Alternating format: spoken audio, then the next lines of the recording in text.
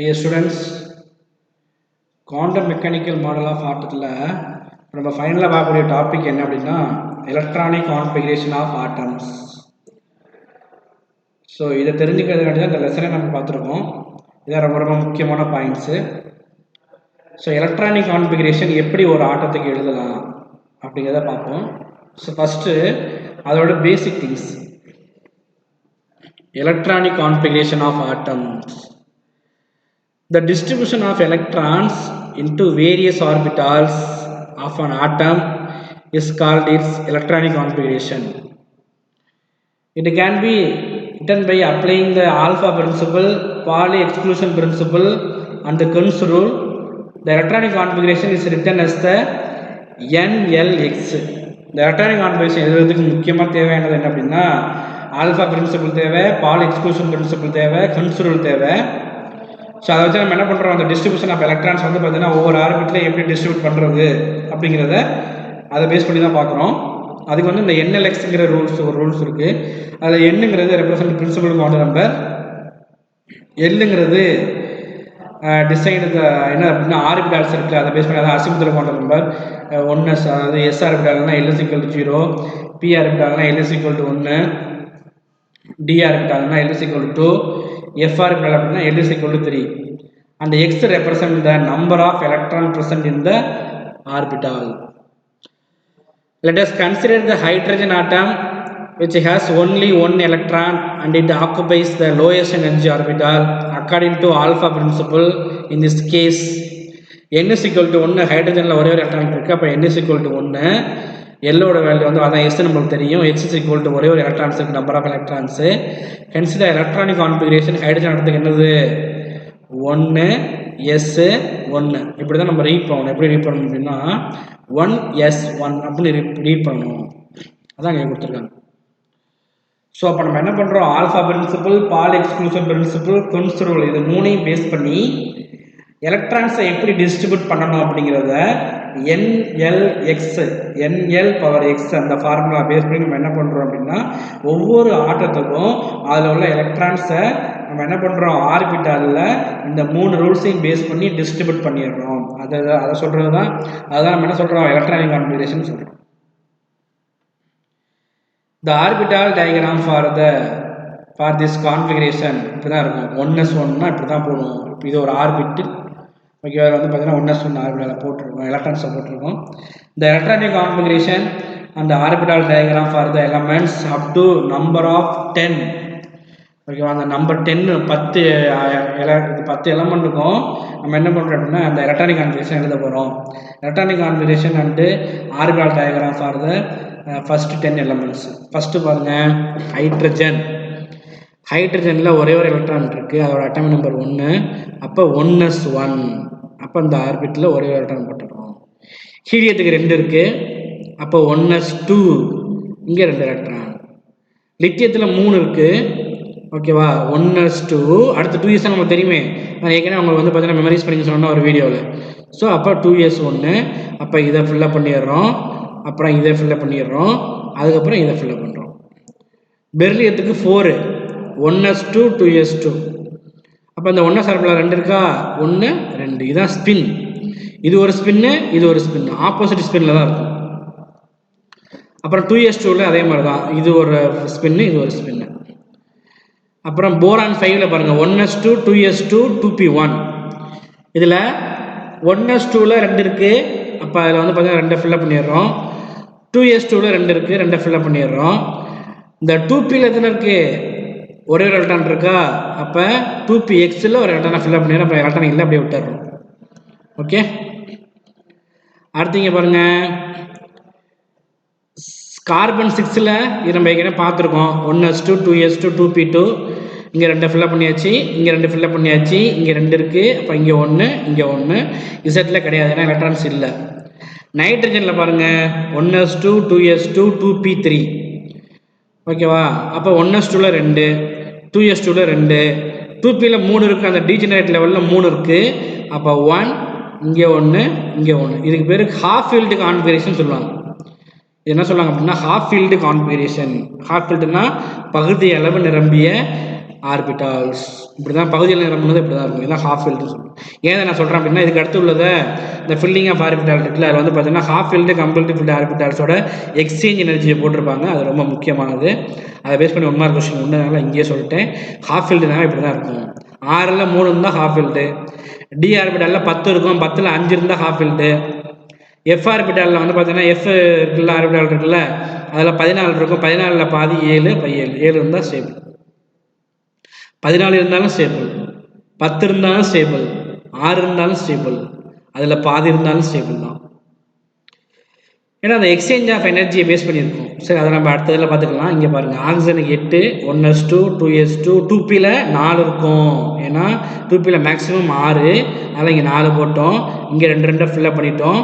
இங்கே 1 first fill up பண்ணணும், 2, அப்புறம் 3, ரிமைனிங் ஒரு எலக்ட்ரான் இருக்குது. நம்ம இங்கே வந்துடணும், இங்கே தான் நம்ம கரெக்டாக கவனிச்சுக்கணும். அடுத்து ஃப்ளூரின் இல்லத்தில் இருக்குது 8, 9 இருக்குது. அப்போ 1s2, 2s2, 2p5, 2 இங்கே ஃபில்லப் பண்ணியாச்சு, இங்கே 2 ஃபில்லப் பண்ணியாச்சு.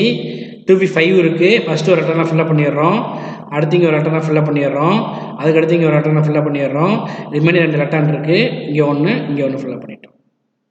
அடுத்து நியருக்கு 10 இருக்குது. 1s2, 2s2, 2p6, இங்கே 2 ஃபில்லப் பண்ணியாச்சு, இங்கே 2 ஃபில்லப் பண்ணியாச்சு. இங்கே பாருங்கள், ஃபஸ்ட்டு 1 ஃபில்லப் பண்ணிடுறோம், அடுத்து 1 ஃபில்லப் பண்ணுறோம், அதுக்கு அடுத்து 1 ஃபில்லப் பண்ணிடுறோம். அதுக்கப்புறம் ரிமைனிங் 3 இருக்குது, இங்கே 1 வந்துடுறோம், இங்கே 1, இங்கே 1. ஸோ அவ்வளோதான். The actual electronic configuration of some elements such as chromium and copper slightly differ from the expected electronic configuration in the accordance with the alpha principle. இங்கே பாருங்கள், ஆக்சுவல் எலக்ட்ரானிக் கான்ஃபிகரேஷனில் டிஃபர் ஆகும். ஓகேவா? அது வந்து பார்த்தீங்கன்னா ஸ்லைட்லி டிஃபர். எக்ஸ்பெக்டட் வந்து பார்த்தீங்கன்னா expected electronic configuration. அது எதுக்கு அப்படின்னா குரோமியம், காப்பர், ரூதர்போடியம். இங்கே குரோமியத்துக்கு காப்பரும் கொடுத்துருப்பாங்க. ஒன்றும் இல்லை, அது ரொம்ப சிம்பிள் தான். இங்கே பாருங்கள், ஃபார் குரோமியம் பாருங்கள், அட்டாமிக் நம்பர் 24. ஓகேவா? இதை சொல்கிறதுக்கு முன்னாடி நான் ஒரே ஒரு விஷயம் ஒன்று மறந்துட்டேன். என்ன அப்படின்னா, பீரியாடிக் டேபிளில் உள்ள ஃபஸ்ட்டு 30 எலமெண்ட்ஸ் இருக்குல்ல, அந்த 30 எலமெண்ட்ஸை நீங்கள் மனப்பாடம் பண்ணி வச்சுக்கணும். இது நான் கிளாஸில் இந்த பேசிக் கான்செப்ட் ஆஃப் கெமிஸ்ட்ரி நடத்தும் போது நான் என்ன பண்ணுவேன் அப்படின்னா, அதுக்கு முன்னாடியே நான் chemistry basic concept of chemistry நடத்தும் போது நான் என்ன பண்ணுவேன், அதை வந்து எக்ஸ்பிளைன் பண்ணுவேன். பேசிக் கான்செப்ட் ஆஃப் கெமிஸ்ட்ரி சொல்லும்போது முக்கியமாக சொல்கிறது என்ன அப்படின்னா, ஃபஸ்ட்டில் உள்ள அந்த 30 எலமெண்ட்ஸோட சிம்பிள், அதோட நேமு, அதோட அட்டாமிக் நம்பர் ஞாபகம் வச்சுக்கணும். இதை மனப்பாடம் பண்ணிடுங்க, இன்றைக்கே பண்ணிடுங்க. இந்த வீடியோ எப்போ பார்க்குறீங்களோ அப்போ மனப்பாடம் பண்ண ஆரம்பிச்சிருங்க. இப்போ நான் சொன்னது ரொம்ப லேட்டு, டூ லேட் நான் சொல்லியிருக்கிறது. ஸோ இப்போ இங்கே பாருங்கள், குரோமியத்துக்கு அட்டாமிக் நம்பர் 24. எக்ஸ்பெக்டட் கான்ஃபிகரேஷன் பாருங்கள், 1s2, 2s2, 2p6, 3s2, 3p6, 3d4, 4s2. இப்படி தான் ஃபில்லப் பண்ணியிருக்கோம். ஆக்சுவல் கான்ஃபிகரேஷன் பாருங்கள், 1s2 okay, 2s2 okay, 2p6 okay, 3s2, 3p6, இங்கே 3d5, 4s2, 3d5, 4s2. இதுதான் ஆக்சுவல் கான்ஃபிகரேஷன். ஏன் சார் ஆக்சுவல் கான்ஃபிகரேஷன் சொல்கிறீங்க அப்படின்னா, ஏன்னா இது 3d4 இருக்கிறதோட 3d5 இருக்க தான் விரும்பும். ஏன்னா d5 இருக்கும்போது என்ன இருக்கும், ஸ்டேபிளாக இருக்கும். Stable means half field configuration. அடுத்து காப்பரை பாருங்கள், 29. எக்ஸ்பெக்டட் கான்ஃபிகரேஷன் என்ன அப்படின்னா, 1s2, 2s2, 2p6, 3s2, 3p6, 3d9, 4s2. Actual configuration பாருங்கள், 1s2, 2s2, 2p6, 3s2, 3p6, 3d10, அதுக்கப்புறம் 4s1, 3d10, 4s1. ஏன் இதை எப்படி சொல்கிறாங்க அப்படின்னா, 10ஆக இருக்கும்போது கம்ப்ளீட்லி ஃபில்டாக இருக்கும், அப்போ ஸ்டேபிளாக இருக்கும். இதுதான் ரீசன். அப்போ அதோட ஆக்சுவல் கான்ஃபிகரேஷனில் தான் என்ன பண்ணணும், நம்ம ஃபில்லப் பண்ணணும். எதை, குரோமியத்தையும் காப்பரையும். ஓகேவா? அடுத்து ரூதர்போடியம் இருக்குது, அதுக்கு அடுத்து பார்த்துக்கலாம். The reason for above observed configuration is that fully filled orbitals and half-filled orbitals have been found to have extra stability. So அந்த fully filled, இது வந்து fully filled, இது half filled, அதான் extra stability. In other words, P3, P6, D5, D10, F7 and F14 configurations are more stable than P2, P5, D4, D9, F6, F13. Due to this stability, one of the 4s electron occupies the 3d orbital. In chromium and copper to attain the half-filled and completely filled electronic configuration respectively. எப்போவுமே வந்து பார்த்தீங்கன்னா ஒரு ஆட்டம் இருக்குது அப்படின்னா அது half filled completely filled electronic கான்ஃபிகரேஷனில் தான் வர நினைக்கும். அதுதான் அதோட ஆக்சுவல் எலக்ட்ரானிக் கான்ஃபிகரேஷன். ஏன்னா அப்போ தான் அது ஸ்டேபிளாக இருக்க முடியும். ஏன்னா எலக்ட்ரான்ஸை யாருக்கும் கொடுக்காமல் இருக்கும். அடுத்து stability of half filled and completely filled orbitals. The exactly half-filled and completely filled orbitals have greater stability than other partially filled configuration in degenerate orbitals. This can be explained on the basis of symmetry and exchange energy. For example, chromium has the electronic configuration Ar3d5 and not Ar34 due to the symmetrical distribution of exchange energy and d electrons. ஒன்றும் இல்லை, electrons வந்து half field are completely ஃபில்டாக இருந்தால் மட்டும்தான் அது ஸ்டெபிலிட்டியாக இருக்கும். So அதுக்கு தான் போகிறதுக்கு அது விரும்பும். ஸோ அது வந்து பார்த்திங்கன்னா ஒரு செல்ஃபிஷ் மாதிரி தான். ஓகேவா? ஸோ அந்த குரோமியம் வந்து பார்த்திங்கன்னா ஏஆர் ஆர்கான்ங்கிறது 18 3d5 இருக்கிறத தான் விரும்புமே தவிர not possible for 3d4 and 4s2 due to the symmetrical distribution exchange energy and d electrons. இப்போ இந்த symmetrical distribution of electrons பாருங்க. Symmetry leads to stability. The half filled and fully filled configuration have symmetrical distribution of electrons and hence they are more stable than the unsymmetrical configuration. இது வந்து stable P3, B6 வந்து பார்த்தீங்கன்னா stable, D5 வந்து பார்த்தீங்கன்னா stable, D10 வந்து stable, F7 stable, F14 stable. இது எல்லாமே half filled and completely filled orbitals. Half filled and fully filled PDF orbitals. அதில் பாருங்க, the degenerate orbitals such as Px, Py, Pz have equal energy and their orientation in space are different as shown in the figure la parunga. Due to this symmetrical distribution of shielding of one electron in the other is relatively small and hence the electrons are attracted more strongly by the nucleus and it increases the stability. என்ன சொல்ல வர்றாங்க அப்படின்னா 2pxல ஒரு electron, 2pyல ஒரு electron, 2pzல ஒரு electron, 2pxல ஒரு electron, 2pyல ஒரு electron, 2pzல ஒரு எலக்ட்ரான். இந்த மாதிரி 3 ஆர்பிட்டால்லையும் 3 எலக்ட்ரான்ஸ் இருந்தால் தான் அது ஸ்டெபிலிட்டியாக இருக்குது. அதான் சிமெட்ரிக்கல் டிஸ்ட்ரிபியூஷன் சொல்லுவாங்க. ஸோ இதை என்ன பண்ணுறாங்க அப்படின்னா இந்த மாதிரி தான் ஃபில்லப் ஆகும். இதை வந்து ஒவ்வொரு செட்டாக ஃபில்லப் பண்ணி காமிப்பாங்க. ஒரு மல்டிமீடியா எக்ஸ்ப்ளனேஷனில் 2px ஃபஸ்ட்டு வரும், அதில் இங்கே ஒரு எலக்ட்ரான் வரும். 2py செகண்ட் வரும், அதில் இங்கே ஒரு எலக்ட்ரான் வரும். 2pz ஒரு இது வரும், அப்போ இங்கே ஒரு எலக்ட்ரான் வரும். இந்த மாதிரி 3 லெக்லையும் எலக்ட்ரான் இருந்தால் தான் இசட்லேருந்து ஒய்க்கு போகலாம், ஒய்யிலேருந்து எக்ஸுக்கு வரலாம், எக்ஸ்லேருந்து இசட்டுக்கு போகலாம். இந்த மாதிரி எக்ஸ்சேஞ்ச் ஆகும். அப்படி எக்ஸ்சேஞ்ச் ஆகும்போது என்ன பண்ணும், எலக்ட்ரான்ஸு எல்லா ஆர்பிட்லையுமே இருக்கிற மாதிரி இருக்கும். கம்ப்ளீட்லி ஃபில்லப் ஆயிருந்தாலும் ஓகே, கம்ப்ளீட்டாக ஃபில்லப் ஆயிருந்தாலும் இங்கே 2, 4, 6 இருந்தாலும் எல்லா இடத்துலையுமே எலக்ட்ரான்ஸ் இருக்கும். அப்போ வந்து பார்த்தீங்கன்னா அது ஸ்டேபிள் தான். 3 எலக்ட்ரான் பதிலாக 4 எலக்ட்ரான் இருந்துச்சுன்னா 3ல் 3 எலக்ட்ரான் இருக்கும். இந்த ஒரு எலக்ட்ரான் என்ன பண்ண முடியாது, எல்லா இடத்துலையும் இருக்க முடியாது சைமல்டேனியஸாக. புரியுதா? அதான் அனதர் கான்ஃபிகரேஷன். அடுத்து exchange energy. If 2 or more electrons with the same spin are present in a degenerate orbitals, there is a possibility of exchanging their positions. During exchange process, the energy is released and released energy is called exchange energy. If more number of exchange are possible, more exchange energy is released. More number of exchange are possible only in case of half filled and fully filled configuration. ஓகேவா? அப்போ எந்த ஒரு ஆர்பிட்டலில் உள்ள electrons வந்து பார்த்தீங்கன்னா மோர் exchange பண்ணுதோ அதுக்கு தான் மோர் எக்ஸ்சேஞ்ச் எனர்ஜி இருக்கும். அது only possible for half field and complete field orbitals மட்டும்தான். ஸோ அனதர் பாசிபிள் வந்து பார்த்தீங்கன்னா ஹாஃப் ஃபீல்டாக இல்லாமல் ஸோ அந்த ஒரு வாரி வந்து பார்த்தீங்கன்னா இப்போ பிஆர் இருக்காது அப்படின்னா 4 இருக்குது 5 இருக்குது அப்படின்னா அது கண்டிப்பாக நாட் பாசிபிள், அது எக்ஸ்சேஞ்ச் எனர்ஜி அதிகமாக இருக்காது. ஓகேவா?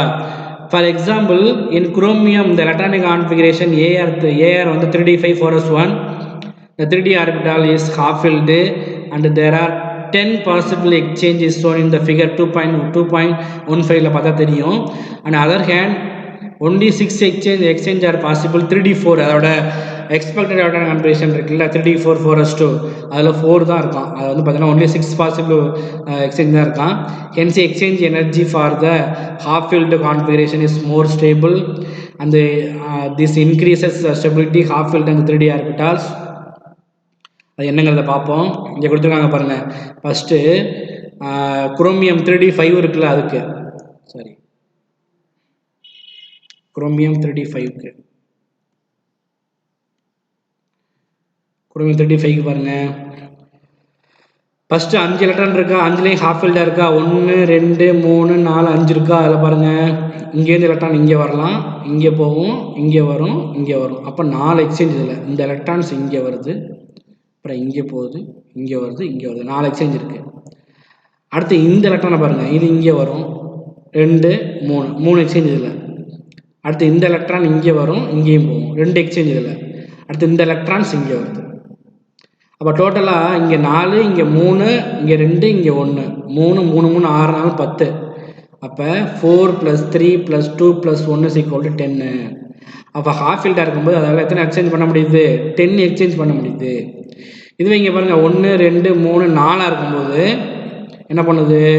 இந்த எலக்ட்ரான்ஸ் இங்கே வருது, அப்புறம் இங்கே போகும், இங்கே வரும் 3. இந்த எலக்ட்ரான்ஸ் வந்து பார்த்தீங்கன்னா இங்கே வரும், இங்கே 2 5. இந்த எலக்ட்ரான்ஸ் இங்கே மட்டும்தான் வர முடியுது 6. அப்போ 3 + 2 + 1 = 6. அப்போ ஓவரால் எலக்ட்ரான் எக்ஸ்சேஞ்ச் வந்து பார்த்தீங்கன்னா 6, இதில் 10. ஸோ இங்கே என்ன சொல்ல வர்றாங்க அப்படின்னா, the exchange energy is the basis for the Kunz rule which allows the maximum multiplicity, that is electron pairing is possible only when all the degenerate orbitals contains 1 electron each. அப்போ எலக்ட்ரான்ஸோட energy stability இருக்குல்ல, அது வந்து பார்த்தீங்கன்னா exchange energy இருக்குல்ல, அதை base பண்ணி சொல்கிறோம். அந்த டீஜெனரேட் ஆர்பிட்டாலில் அது ஹாஃப் ஃபீல்டாவோ இல்லை கம்ப்ளீட்லி ஃபீல்டாவோ இருந்தால் தான் என்ன பண்ண முடியும்? எக்ஸ்சேஞ்ச் எனர்ஜி அதிகமாக கொடுக்கும். அப்படி அதிகமாக கொடுத்தா தான் என்ன பண்ண முடியும்? ஸ்டேபிள்னு நம்ம சொல்கிறோம். ஓகேவா? ஸோ அந்த எலக்ட்ரானை ஃபில்லப் பண்ணுறது எதை பேஸ் பண்ணி ஃபில்லப் பண்ணுறோம் அப்படின்னா, ஆல்ஃபா பிரின்சிபிள், குன்ஸ் ரூல், பால் எக்ஸ்க்ளூஷன் பிரின்சிபிளை பேஸ் பண்ணி ஃபில்லப் பண்ணுறோம். அதான் எலக்ட்ரானிக் கான்ஃபிகரேஷனில் பார்த்தோம். ஸோ இது எல்லாமே உங்களுக்கு ஈஸியாக புரிஞ்சுக்கணும்னு நினைக்கிறேன். புரியலன்னா வாட்ஸ்அப் பண்ணுங்கள், குரூப்பில் போடுங்க. So thank you students, thank you very much.